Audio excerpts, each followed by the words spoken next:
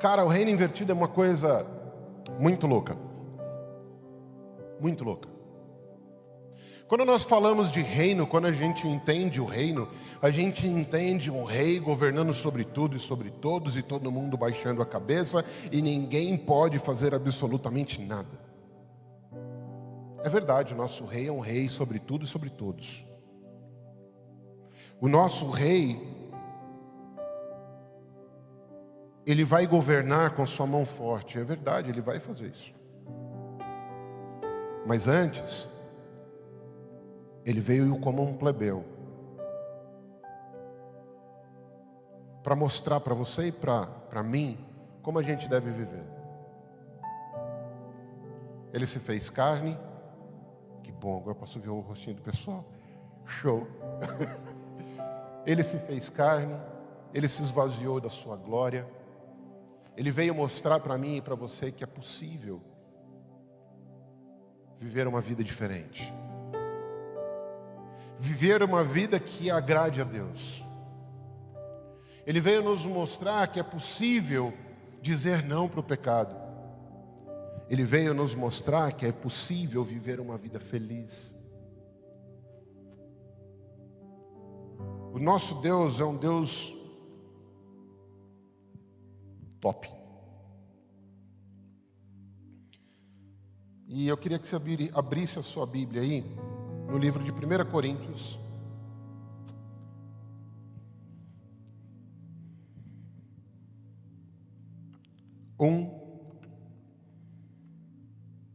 Só o 27 e o 28.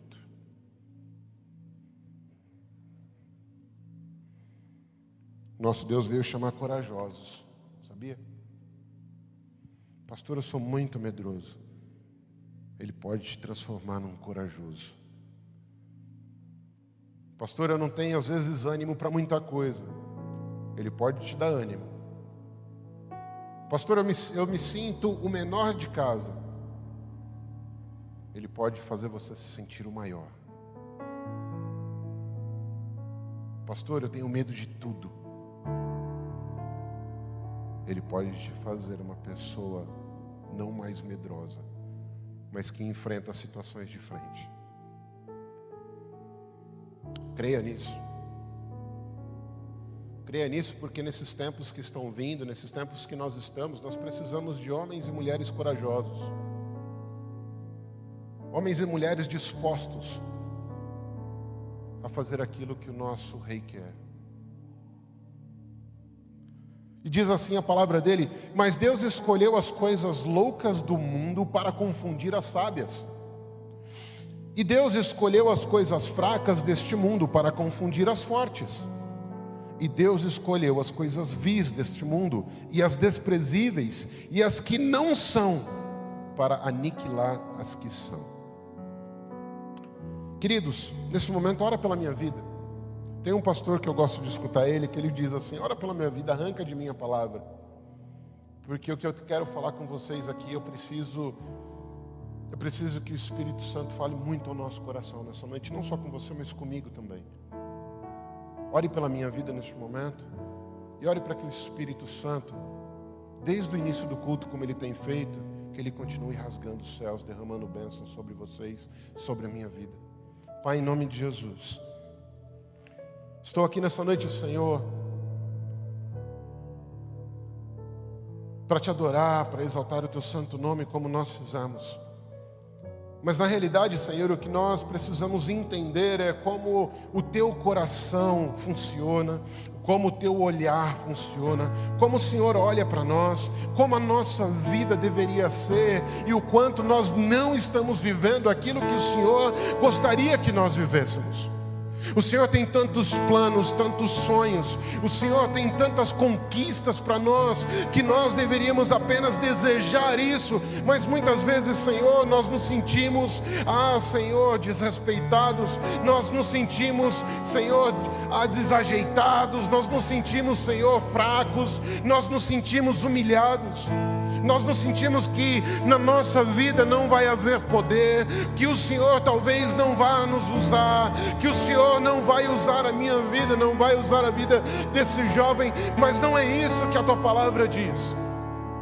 A tua palavra nos revela que o Senhor escolheu aqueles que são fracos. E se há pessoas se sentindo fracas aqui nessa noite, que elas entendam que elas vão ser fortes através do Senhor. Se há pessoas aqui, Senhor, que estão se sentindo rejeitadas, excluídas, por causa de um término, por causa, Senhor, de palavras que alguns amigos, parentes, os pais disseram, Senhor, que hoje elas entendam que o teu Espírito a revela, que ela é amada do Pai, e que Pai deseja que ela vá muito além dos sonhos que ela pode imaginar.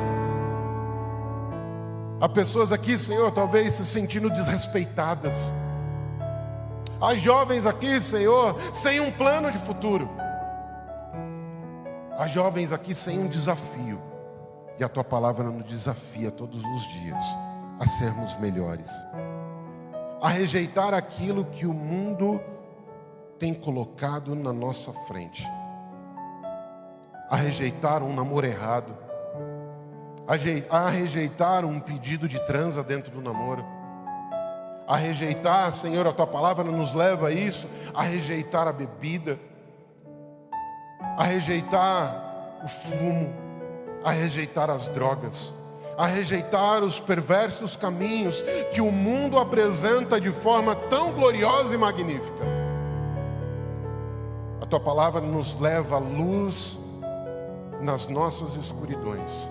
Traz luz para nós hoje, Deus, em nome de Jesus. Amém. Amém. Meus queridos, improváveis. O reino invertido começa com pessoas improváveis. Pessoas que você não daria nada. E nós temos vários exemplos dentro da Bíblia onde nós poderíamos pegar de pessoas improváveis. Moisés foi uma pessoa improvável, criado na alta realeza, depois se transforma num assassino, logo se esconde por causa do seu assassinato, e Deus aparece a ele numa sarça ardente dizendo: Moisés, você vai liderar o meu povo. Improvável. Davi, um garoto franzino, que cuidava das ovelhas do seu pai, chamado a ser rei. E o que falar do nosso maior amigo? O que pode vir de bom de Nazaré? Filho do Zé. O reino começa com improváveis. Eu sou um improvável. Jovem, um dia, beberrão, bagunceiro, que até a minha sogra rejeitava dentro da casa dela quando era pequena. Chamou a rua inteira para o aniversário. Tinha 6 anos, a Nádia tinha 6 anos, irmãos, eu 8. Minha sogra falou: esse aí não entra em casa não. Improvável. E Deus chamou para o ministério. O que tem ardido dentro do teu coração?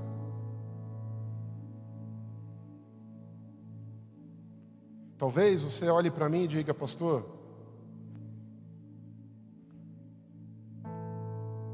eu não sirvo para muita coisa não.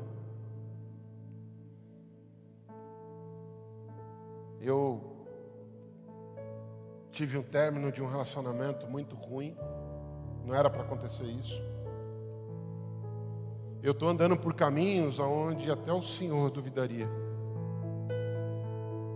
Eu tenho dito a Deus que o meu cantinho aqui está tranquilo, eu tenho feito as minhas coisas e na realidade eu não sinto que eu tenho um chamado para muita coisa. Queridos, Deus quer te tirar do conforto hoje. E eu quero falar com vocês a respeito de alguns improváveis que Deus me levou a essa tarde. O primeiro improvável que eu quero levar a você nessa tarde, nessa noite, é Pedro. Pedro era um cara extremamente improvável. Ninguém jamais imaginaria, olhando para a vida de Pedro, que ele se tornaria quem ele foi. O cara que ao abrir a boca 3.000 se convertem. Plantador de igreja. A própria sombra de Pedro diz, lá em Atos, que quando ele passava a sombra dele curava.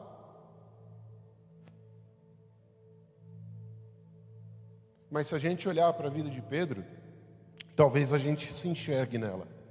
Uma das coisas que a gente pode olhar na vida de Pedro, ele era uma pessoa simples. A Bíblia fala que Jesus, quando encontra ele pescando. A pescaria naquela época era algo simples, era algo aprendido de pai para filho. Ele não precisava ter uma faculdade, ele não precisava ter grandes conhecimentos. A única coisa que ele precisava conhecer era uma área onde os peixes estavam, provavelmente. E até mesmo durante as suas viagens, ele não conseguia saber onde os peixes estavam, porque diz a Bíblia que numa noite ele sai para pescar e não encontra nada. Pescador de profissão, só que simples. Falava o aramaico, muito provavelmente um grego não lá essas coisas. Como eu falo português, e não muito lá essas coisas o inglês. Porque ele precisava para o trabalho. Encontrado no barco, provavelmente cheios de dúvidas quanto ao seu futuro, era casado, tinha sua vida simples. Como eu e você, provavelmente. Como alguns aqui. Nem todos aqui têm vida simples. Mas eu sei que alguns possuem essa vida simples. Estava lá no seu dia a dia. Pedro também era um cara muito impulsivo. A gente observando a vida de Pedro, a gente consegue observar isso durante a sua caminhada com Cristo. Por muitas vezes ele se dispõe à frente dos discípulos a falar, a responder as perguntas de Jesus. Por muitas vezes responde de forma certa, porque ele foi revelado a palavra de Deus. Por outras vezes age por pura impulsão, dizendo: olha Jesus, você jamais, eu não vou deixar as pessoas te matarem. E Jesus fala assim: arreda-te de mim, Satanás. Impulsivo. Agia na impulsão, agia na sua reação. Jesus está sendo preso, ele tira uma espada e corta a orelha de um. Impulsivo. Autoconfiante. Quando saía para falar, não tem aquelas pessoas que às vezes ela sabe a resposta de tudo? Você conhece gente assim? A pessoa nem perguntou, nem terminou a pergunta, ela: não, isso aí eu já sei como é que é. É assim que funciona. Às vezes nem tem conhecimento da causa e está lá: não, mas é assim, o negócio é assim, pode ir na minha. Vai na minha que o negócio funciona assim. Pedro fazia esse tinha esse tipo de atitude. Pedro nem sempre foi chamado Pedro. Pedro era chamado Simão ou Simeão. E eu não acabei de falar para você que Pedro era aquele que já respondia antes mesmo da pergunta terminar de ser feita? Simeão ou Simão quer dizer aquele que ouve. Muitos de nós, principalmente quando somos jovens, que eu continuo sendo jovem, irmão, por isso que às vezes eu tenho esse comportamento. A gente nem termina de escutar. E a gente quer sair justificando. Mas era o improvável. O improvável que quando foi usado, a glória de Deus se manifestou poderosamente sobre a vida dele. Outro improvável que temos é Mateus. Mateus, a Bíblia não fala muito a respeito dele. Pouco encontramos a respeito de Mateus na tradição judaica. Mas eu vou me ater àquilo que a Bíblia diz. Mateus, ele era cobrador de impostos. Era um publicano. E quando você é publicano, quando você é um cobrador de impostos numa cultura judaica, você cobrava impostos para Roma. Como é que você acha que as pessoas enxergavam Mateus? Se você tivesse alguém da sua casa que cobrasse impostos para o governo da sua vida, como é que você olharia para ela? Sabendo que muitos desses são corruptos, cobravam a mais do que deveriam, como é que você olha essa casta? É simples. Qual é a nossa dificuldade hoje de olhar para um político e dizer que esse político é confiável? Você confia nos políticos? Se você descobre que seu professor da faculdade é um cara que, se você molhar a mão dele, ele pode te dar uma nota boa na faculdade, esse professor vai ser confiável. Trabalho numa empresa onde a política ela é feita da seguinte forma: você não pode aceitar nenhum presente acima de um determinado valor, para que se tente evitar a corrupção, para que se tente evitar o suborno. Era assim que a sociedade olhava para Mateus. Na época, alguns dizem que é Levi, a Bíblia diz que é Levi ou Mateus, os dois se intercambiam, ele não muda o nome. As pessoas olhavam para Levi, olhavam para Mateus, e eu fico imaginando como o coração de Mateus era rejeitado. Ninguém queria ter amizade com ele, porque não era uma pessoa confiável, era desprezado, detestado. Não são poucos os relatos que muitos publicanos apanhavam na rua. Era tido por corrupto, era avarento e egoísta. E aqui eu quero fazer um gancho.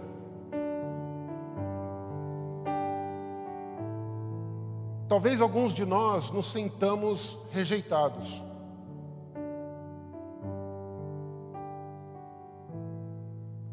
Talvez um amor não correspondido. Porque o sentimento da rejeição, queridos, é uma coisa terrível. O sentimento da rejeição nos para. O sentimento da rejeição não nos deixa seguir à frente. Lembro de quando eu me converti, Deus tirou todos os meus amigos, mas naquele ambiente eu me sentia excluído. E se sentir excluído é horrível. Porque as pessoas não entendem quem você é ou como você é. Talvez tenhamos dado motivo para que as pessoas nos rejeitem. E não enxergamos esses motivos. O sentimento de rejeição é ruim. Às vezes somos egoístas e não percebemos. Queremos fazer só a nossa vontade. Estamos no meio da galera e se o negócio não funcionar do jeito que eu quero, a bola é minha, eu pego ela e levo para casa. A gente usava isso muito na minha adolescência. Eu não sei se isso utiliza mais. Mas a brincadeira era a seguinte: ia todo mundo jogar bola, a bola era sua. Se eu não fizesse parte do time, eu levava a bola embora. Eu não queria ver a felicidade dos outros. Aliás, tudo tinha que acontecer da forma como eu quero.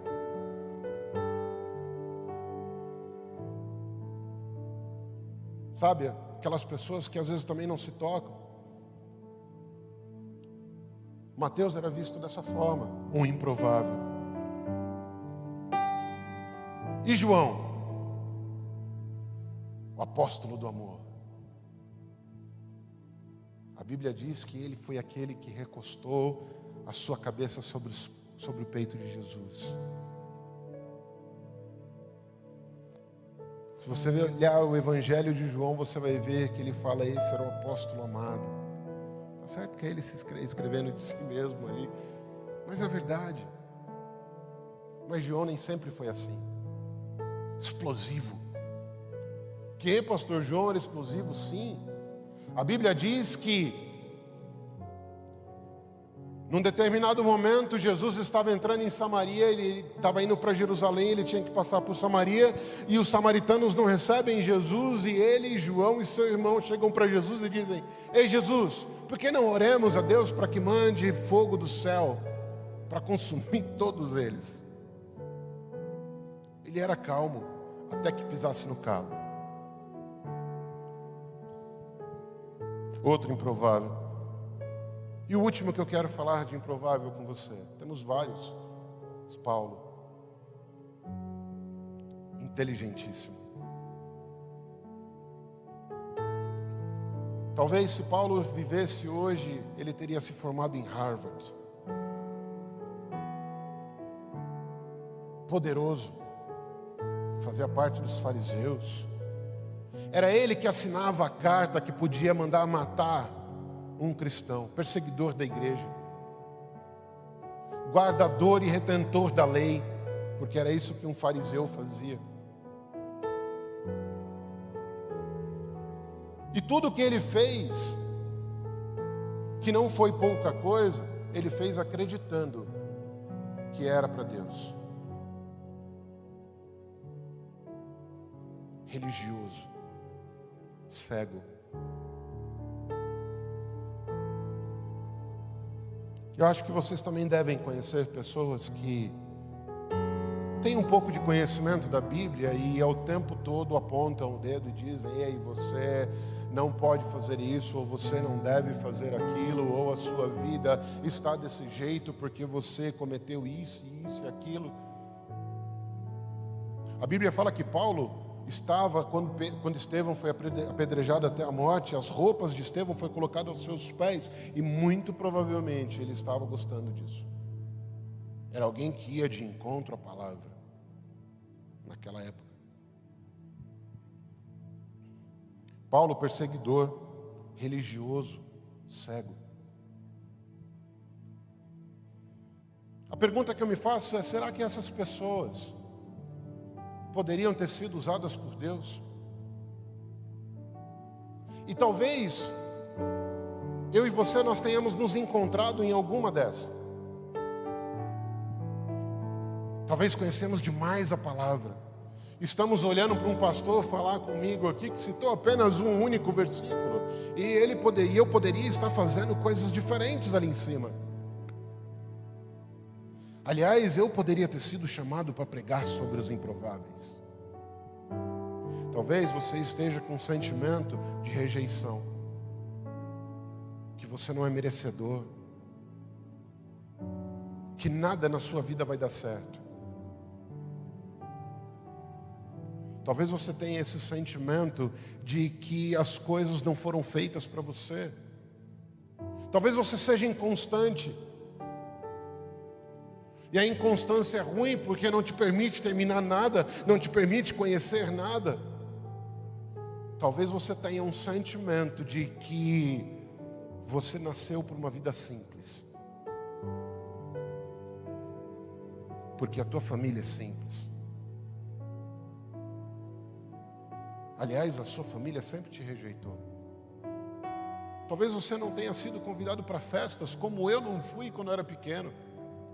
E você não tenha tido a autoconfiança como eu de ter tocado a campainha e falado para minha sogra: ei, estou sabendo que vai ter festa aqui, me traz aí que eu quero participar também. E você se reclui e fica parado, com sentimento de pena de si mesmo. E talvez você se pergunte: como é que Deus pode usar a minha vida? Deus escolhe coisas loucas para se confundir aquelas que são as sãs. Eu vim aqui nessa noite para dizer que você pode ser um improvável de Deus. Eu vim aqui nessa noite para tentar, eu não sei se eu vou conseguir, mas para tentar gerar no teu coração o anseio de ser esse improvável de Deus. Uma das coisas interessantes que aconteceu com esses homens foi o chamado deles. Diz a Bíblia que João e seus irmãos, João e André, Pedro e André, estavam pescando, estavam no barco, e Jesus falou para eles: olha, venha e me siga que eu vou fazer vocês pescadores de homens. E eles automaticamente foram lá e prenderam seus barcos e seguiram Jesus. Diz que Jesus estava nesse mesmo caminhar, passou por João e falou: ei, João, segue-me. Ele automaticamente largou tudo.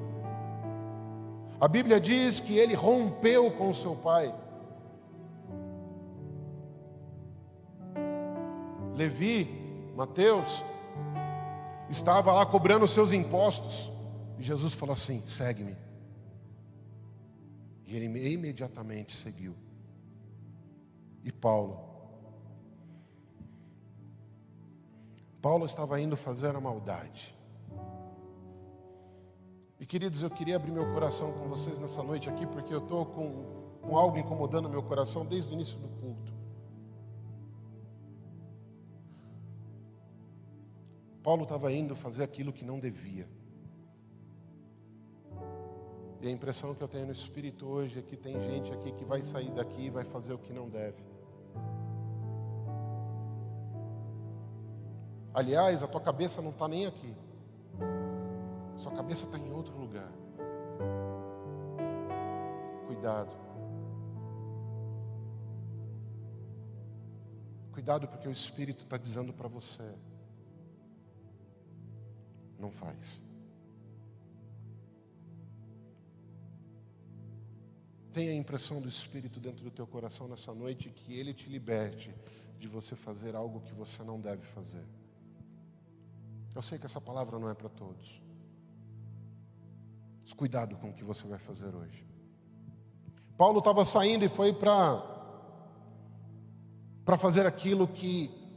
Ele foi para Damasco, ele iria perseguir cristãos, ele ia matar cristãos, ele ia aprisionar cristãos. E no meio do caminho, Jesus aparece como uma luz reluzente. Ele não cai do cavalo, irmãos. A Bíblia não diz isso. Ele simplesmente é lançado ao chão. E a Bíblia diz: Saulo, Saulo, por que tu me persegues? Que você possa escutar a voz de Jesus nessa noite te chamando. Porque existe um lugar aonde Deus quer te colocar, mas que você acha que você não pode estar lá. Eu conversava com uma jovem essa semana, ela falava: olha, eu preciso aprender a pregar a palavra. Não, queridos, é só você abrir a boca. Na realidade, o que você precisa é decidir. Os apóstolos, antes de serem apóstolos, eles foram chamados. E a primeira coisa, a primeira atitude que ele nos mostra é que eles tomaram a decisão. Eles tinham a oportunidade de falar: ei, Jesus, fui. Não quero te seguir. Não, Jesus, agora eu estou trabalhando aqui, o Senhor não está vendo que eu estou cobrando impostos. Deixa minha vida aqui quieta, eu já sou rejeitado mesmo. Eu não tenho nada a oferecer à população. E como é que eles vão me escutar? Ora, minha história. Sou traidor do povo. Tenho a minha vida torta. Talvez vivi coisas que as pessoas jamais vão acreditar em mim. E Jesus não olhou para a história deles até aquele momento. Jesus apenas disse: segue-me. E Jesus está aqui nessa noite dizendo a você: me siga. E a decisão passa a vir de nós. A decisão tem que vir do nosso coração. A decisão de seguir a Cristo, de querer a vida extraordinária que Ele tem para você. A sua vida não é essa. A sua vida não é pequena. A sua vida não é limitada ao que você está vivendo. A sua vida é grande. O destino que Deus tem para você é grande. E você precisa acreditar nisso. Essa é uma noite de você decidir que você pode ser um futuro Pedro, um futuro Paulo, um futuro Mateus. Mas você precisa decidir dentro de você. Porque Jesus conta com os improváveis. Jesus conta com aqueles que acham que não podem ser nada, porque esses podem entregar tudo. Porque se você acha que você não tem nada, você entrega tudo para Jesus, e Ele vira a sua vida de ponta cabeça. Ele vira a sua vida para um lugar onde você não sabe, para um lugar onde você não conhece, mas você sabe que quando chegar lá,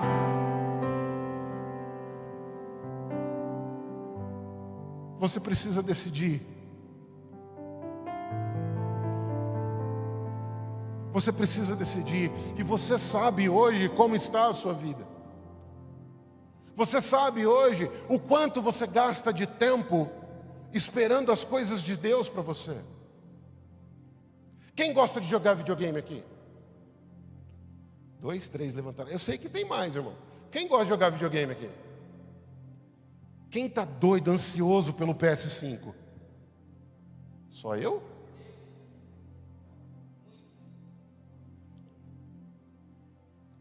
Tem corintiano aqui?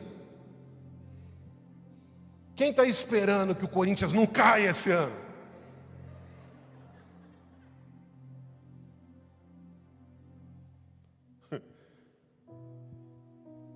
Tem filho de Deus aqui? Quem está esperançoso por aquilo que Deus vai fazer durante esses dias? Essa era a hora para você pular, irmão, sair da cadeira, pular e falar: Deus, usa a minha vida, eu estou aqui. Era para você estar que nem louco, corintiano lá, pulando. Deus, é comigo aqui, ó. Vem cá. Irmãos, eu tenho uma coisa que quando eu vou no estádio, eu vou em estádio, tá, pastor, você vai no estádio? Vou. Faz tempo que eu não vou, mas eu vou. Eu vou na Vila Belmiro, na hora que eu entro na Vila Belmiro, isso aqui, ó, começa a travar. Eu fico desesperado, esperando o primeiro gol. Mas por que o nosso coração não é assim? Desesperado, travado, ansioso para aquilo que Deus vai fazer na nossa vida? Por que o nosso coração não anseia todos os dias o PS5 que Deus quer dar para a gente? Que vai melhorar a imagem, que vai melhorar o processamento, que vai melhorar a jogabilidade. Sabe o que Deus está querendo fazer? Melhorar a sua imagem, melhorar a sua jogabilidade, melhorar tudo aquilo que você tem para dar para Ele. Estar ansioso por aquilo que Deus vai fazer é uma decisão nossa. Ei, Ian, segue-me. É o que Jesus está dizendo hoje. Cara, se Jesus está aqui dizendo, falando para você: segue-me, imagina o que Ele tem para você durante esses dias.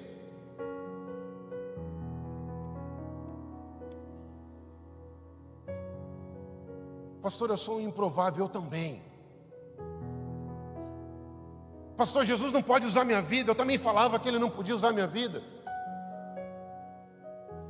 A Nádia vinha para a igreja. Ela tinha que vir de sexta-feira, porque eu brigava com ela quando ela vinha de sexta-feira para a igreja. Então ela vinha escondida. Chegava no domingo, ela falava: amor, vamos na igreja à noite comigo. E eu enchia a lata. Chegava às 6 horas: eu não vou porque Deus não quer nada comigo. Bêbado. Eu também era um improvável.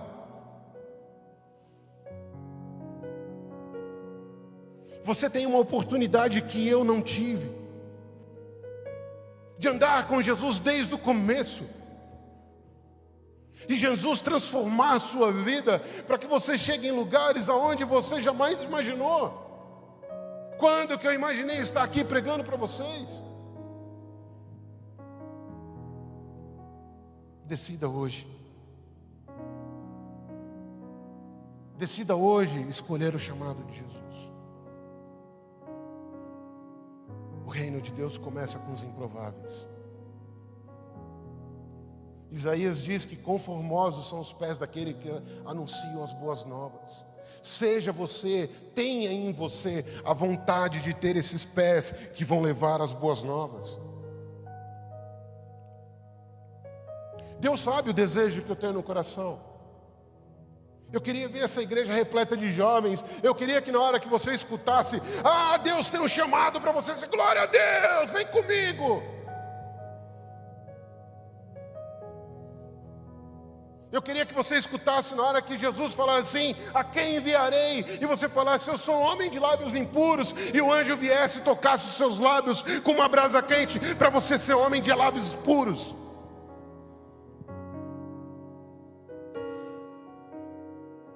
Esse é o desejo que eu tenho no coração, de ver jovens ardendo por Deus, de ver jovens amando a palavra dEle, de ver jovens a hora de pegar a Bíblia, cheirar e falar: nossa, é hoje.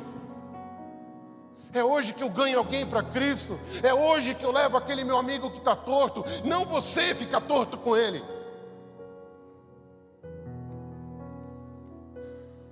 Eu queria ter impressões do Espírito aqui, do Espírito me dizendo: Alex, chega naquele jovem e diz: eu tenho uma oportunidade, eu tenho uma vida para ele. Não de escutar do Espírito: não vá para caminhos escuros.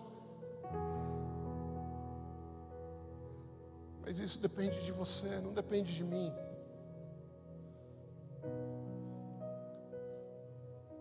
Quando você colocar o seu barco travado, quando você largar as coisas que seu pai disse para você, que não estão de acordo com a palavra, eu não estou falando para você se rebelar contra o teu pai, entenda. Eu estou dizendo para você escutar a voz do Espírito. Quando você parar de pensar só em você mesmo, pelas coisas que você quer, pelo anseio de ser um jogador, pelo anseio de ser um fisioterapeuta, de ser um médico, eu não sei o que tem ansiado o teu coração, mas quando você entregar tudo isso para Deus, os seus sonhos, a sua vida, não depende de mim.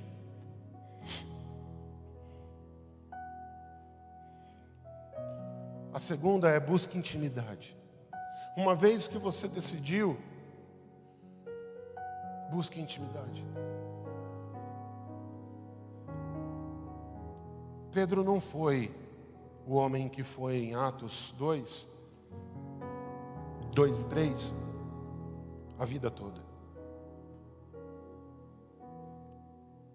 Só que a Bíblia, se você ler os 4 evangelhos, você vai ver sempre Pedro ao lado de Jesus, falando besteira, falando aquilo que é certo, tomando a frente, liderando. Nem todos foram chamados para ser líderes, mas todos nós fomos chamados a andar na intimidade com Jesus. Se você olhar a lista dos 12, você vai ver que o primeiro nome que aparece é o de Pedro. Quando Jesus vai para o Getsemane, Pedro está lá.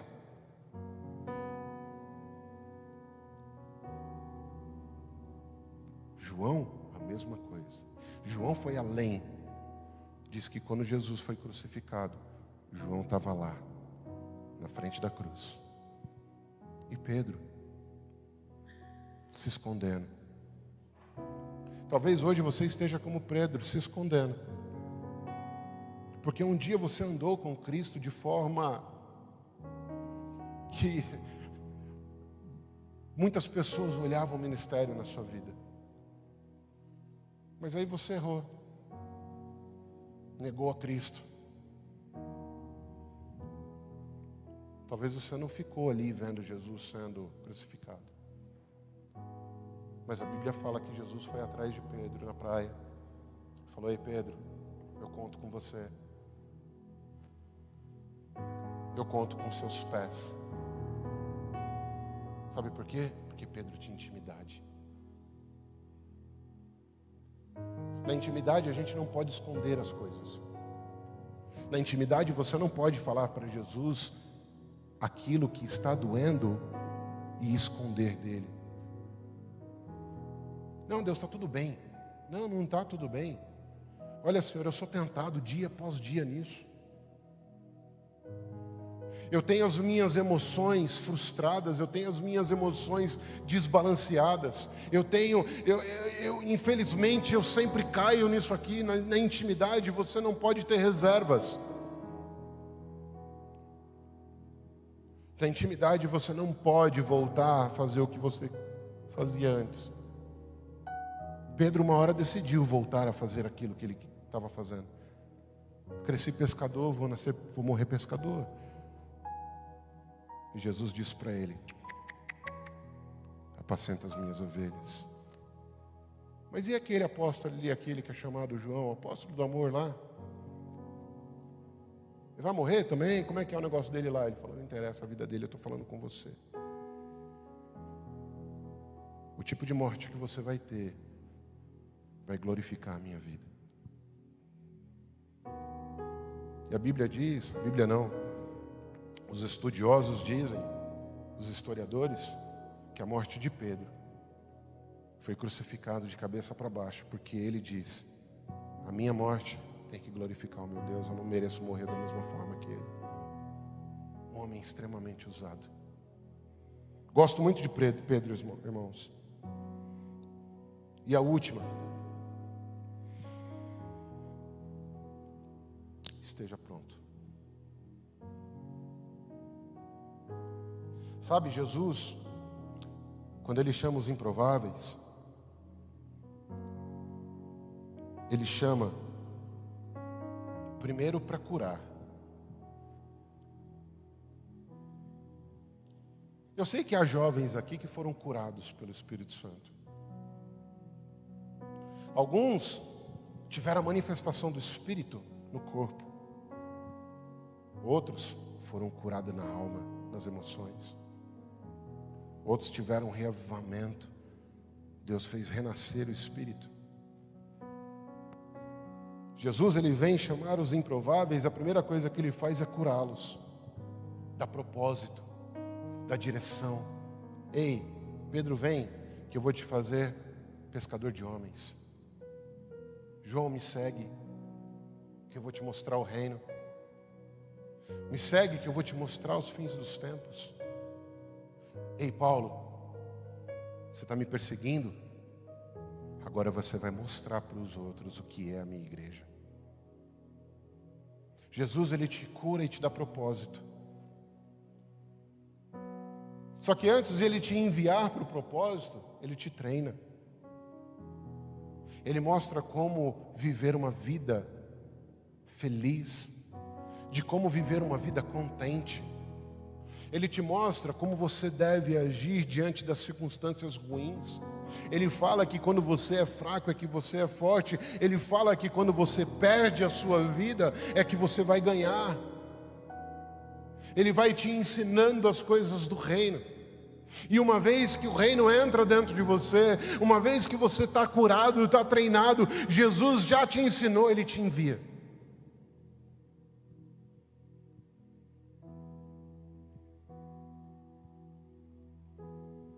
Você quer ser enviado por Jesus?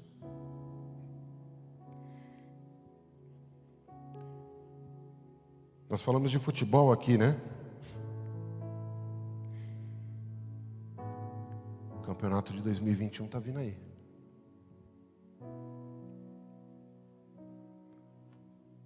Essa onda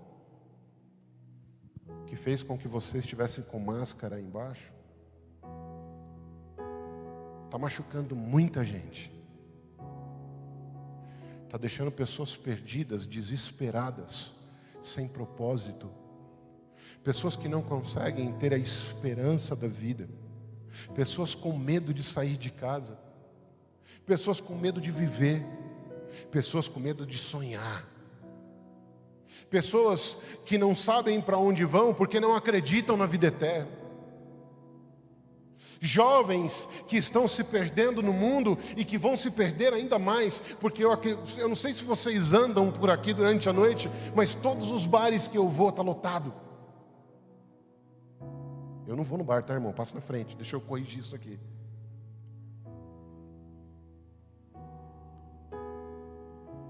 Casas de fumo lotadas de jovens. Seus amigos da faculdade, certeza, irmão, que você conhece um monte de gente fumando baseado por aí. Porque isso é normal. Na minha época já era normal, imagina agora. Jovens se perdendo. Jovens com famílias destruídas. Pais que se separaram e que o jovem não se sente amado. Pais que brigam o tempo todo e as crianças em casa, os adolescentes e os jovens pensam que aquilo que está acontecendo é por causa deles. A sociedade doente, os seus amigos doentes, cheios de improváveis lá fora. O campeonato de 2021 está vindo aí. Sabe o que Jesus está fazendo com você nessa noite? Ele está falando: ei, segue-me, porque eu tenho cura para você. Eu tenho esperança para você. Eu tenho vida nova para você. Eu tenho direção para a sua vida. Eu tenho um lugar onde eu quero te levar que você jamais imaginou. Jesus está te dando propósito.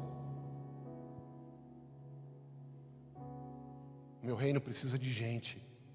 E só gente ganha gente. Os anjos são doidos para fazer aquilo que eu e você podemos fazer, aquilo ao qual nós fomos chamados para fazer, que é ser testemunhas de Cristo nessa terra, falar do que ouvimos, do que sentimos e do que nós estamos vendo e fazendo.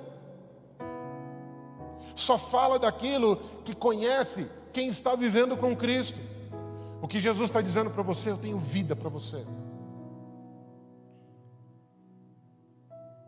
Eu tenho jovens lá fora que vão depender da tua boca para eles fazerem parte do meu reino, para eles entenderem que existe uma vida diferente, não uma vida que vai levar eles ao buraco, não uma vida que vai levar eles à morte.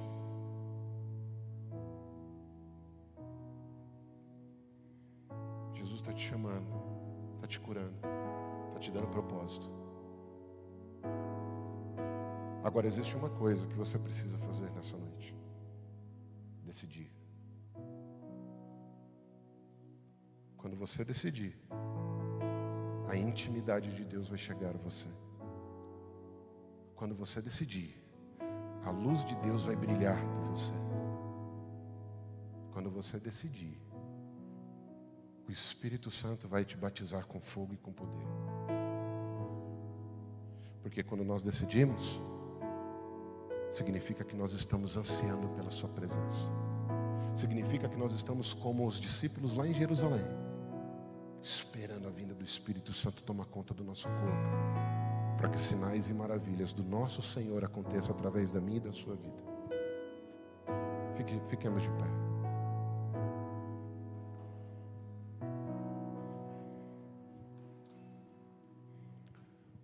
Esteja pronto. Lembra que eu falei que eu estava falando com corajosos aqui nessa noite?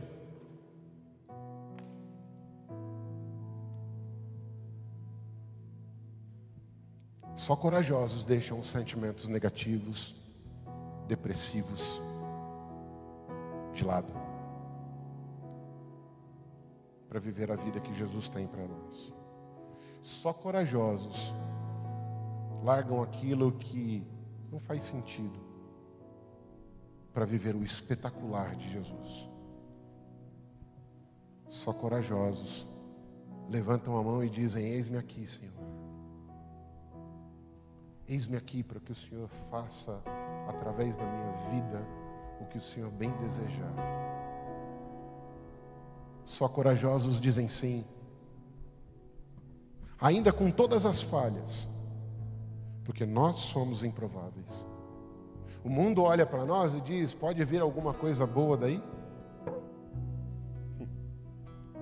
Às vezes você olha para dentro de você e diz: pode vir alguma coisa boa de mim? Jesus está dizendo para você: você não sabe o que você está pensando e o mundo não sabe o que dizer a seu respeito. Eu sei. Só corajosos dizem sim.